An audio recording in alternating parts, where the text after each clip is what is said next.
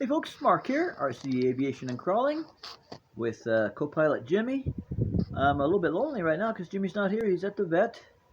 He's got a dental abscess, cheek all swelled up, little boy, a little dachshund Jimmy. So he's at the vet now, and I should be able to see him again within an hour. And he'll have that abscess taken care of, and I'm going to have to get him some dental work ASAP, right away, immediately, on payday, coming soon. And then my Jimmy boy will be back in shape. So I'm a little bit lonely without him right here now because he's always here with me when I'm making the videos, co-producing. But he'll be back for the next video. Anyway, so this video is about upcoming content that I'm kind of excited about. Now I've got the, we're looking at my Carbon Cub S2 right here, which in my opinion is an RC bush plane. In my opinion is wonderfully capable. RC model plane, wonderful. Just love this.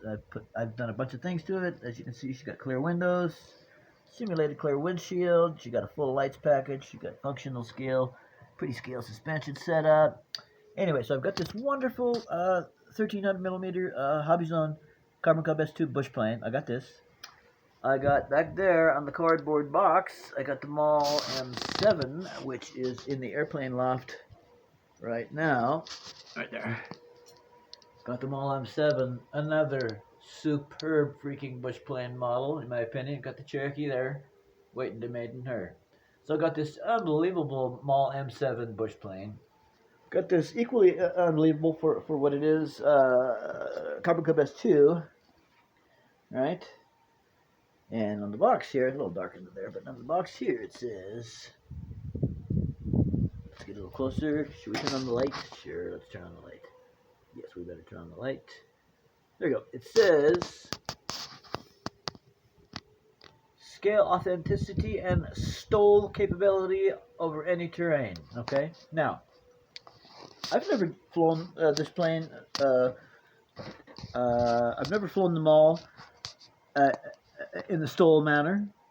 No, I mean the STOL means a short takeoff and landing. I've never done that with the Mall or the Carbon Cub here. I just come in and do a normal landing, and if I get a good normal landing, I consider myself pretty lucky. But no, a STOL flying is a whole different animal. So it occurred to me that, look, I got two STOL airplanes right now, Carbon Cub, Mall, but I've never done any STOL flying with either one of them.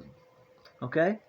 So I said to myself, well, let's change that. It's time for another self-training session. I've got my ongoing landing practice training session. But that is really kind of going to morph into this. Because with my Carbon Cub, I got my Carbon Cub set up both with CG and both with technique on the sticks, where I can land her in the thick grass where I am without nosing over. So I've got her set up with my my setup and my technique. The Mall, the last time I flew her, I wasn't there yet, but I've adjusted for that now. So on the next flight, I think I will be set up right on the airplane 100%. Move the batteries back a little bit more for a little bit less nose weight. And so the next time, I think we'll probably be in good shape on the Mall. And one thing to note is in my thumbnail photos usually taken before I take off. And I've walked the field and I've found a place with particularly short grass. And I've set the plane down there for my takeoff zone, because for my takeoff I can go find a particularly short patch of grass and take off from there. But on the landing, it's pretty hard to remember where that patch was and land on that small patch of shorter grass. So some of you may look at the thumbnail photos where the grass doesn't look that tall and just think I'm bitching about tall grass, and it's a bunch of BS. But believe me, I take off in the best place I can find where it's not so tall. But where I land is more than likely going to put me in some real thick grass. So I've been practicing doing landings on that grass with both these airplanes, but I've not been doing the landings in the STOL technique. I've been doing normal landings, right? You come in, tail up, got some power on, and got your full up elevator as you ease off the throttle, and you do a roll out and all that. But these planes, that's not STOL flying. Short takeoff and landing, short. All right. So, and then it further occurred to me that, well, it's not like I can just take this plane and set up the way it is for quote-unquote normal flying. It's not like I can take the plane, set up the way it is for normal flying, and do STOL and do STOL techniques. I believe that the airplane has to be set up specifically and intentionally and officially, if you will, for STOL flying. So for me, that means I'm going to move my batteries back on each of the planes. Well, I've already done it on the Mall, and I've already done it on the Cub, but I've done it a little more on the Cub, and I've done it a little more on the Mall, because again, for STOL flying, I'm going to want even less nose weight than I would for normal flying. See what I'm saying? So I believe part of the setup, part of the STOL flying is having the plane set up to do STOL flying, I believe. And that means having possibly a CG, having the weight farther back on the airplane than you normally would, because in this case you want to maximize slow flying ability. And so I've done that. And so that's the first thing I'm going to do with this self-training of STOL takeoffs and landings. I'm going to start with the landings. STOL landings. So I've given myself, I moved my battery back on each plane. That should make it even more STOL friendly, if you will, right? It was a little bit nose heavy, and then I went to neutral, and now I'm at just a little bit tail heavy, because I think I want a little bit of tail heaviness. As you know, the CG range is from this point to this point. There's a lot of leeway. Now, before I was going right in the center of the CG range, right in the center. Now I'm going towards the end of the range of tail heaviness that's still acceptable, because I want to really more easily be able to go into a high alpha situation at low speed and do a controlled drop and plop 3-point landing. That's what I want to do. I want to learn to come in really slow, so I'm just at the edge of stall speed, barely moving, keeping the wings level, and more setting the plane down on all three wheels than I am doing a landing and rollout. That's what I want to do. I want to do that on the Carbon Cub. I want to do that on the Mall. So that's what we're going to do. My next video is going to be the first one. I'm going to try flying with the CG farther back on the Carbon Cub, and I'm going to try coming in. And I noticed, now I watch a lot of full-scale bush pilots, and sometimes it's a competition, but I like even more to watch the full-scale bush pilots actually flying in the bush, right? Real-world conditions and stuff like that.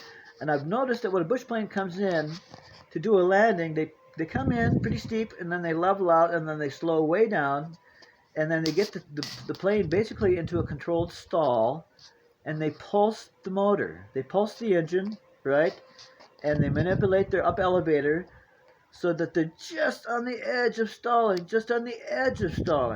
right? And they, like I said, they do their short final approach is kind of steep and fast, and then they go right into this high alpha situation where they're pulsing the motor to just keep it on the edge of stalling, and they've got full up or high up elevator, and they literally set the plane down as you've seen in the videos. They set it down. It's a 3-point landing, drop and flop, not a linear landing like normal where you land on the mains first, the tail comes down, then the tail wheel hits, and then you do your rollout. So in closing, just to let you know about my next video coming up, where I'm going to start trying to teach myself some true STOL flying techniques. And I first prepared the airplane by making her more tail heavy than I normally would, but not too much, because that will help facilitate getting those high alpha landings going on. I think 3-point landings. I think that'll help. And then furthermore, of course, I'm going to work on my technique. And first thing I'm going to do is while I'm still up in the air quite a ways, I'm going to see how slow and how close to a stall I can get her. First, just going slow, manipulating the elevator and the throttle, and then I want to try the pulsing. I want to practice that pulsing technique of getting the plane almost to stop in the air. Not quite. It's like a cross between still flying and hovering. You know what I mean? It's like the airplane's in a normal position, but it's almost hovering. So I want to practice that. I want to practice being able to fly at normal speed, slow way down, get my tail down, my nose up, get into a high alpha situation, and start lowering and lowering the throttle and raising the up elevator, and then until I'm eventually pulsing and just almost hovering it practically.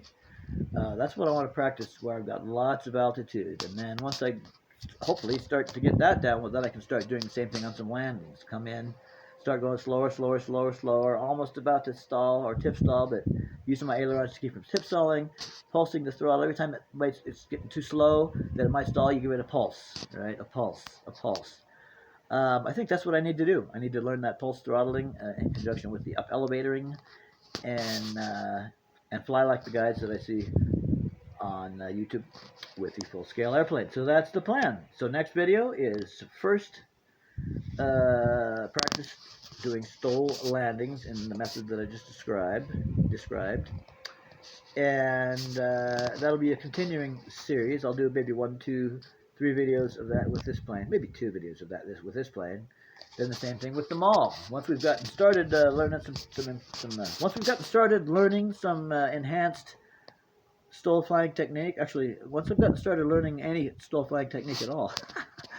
Once I've gotten started real well with the Carbon Cub, working on some actual STOL technique, we'll switch over to the mall and do the same thing with her.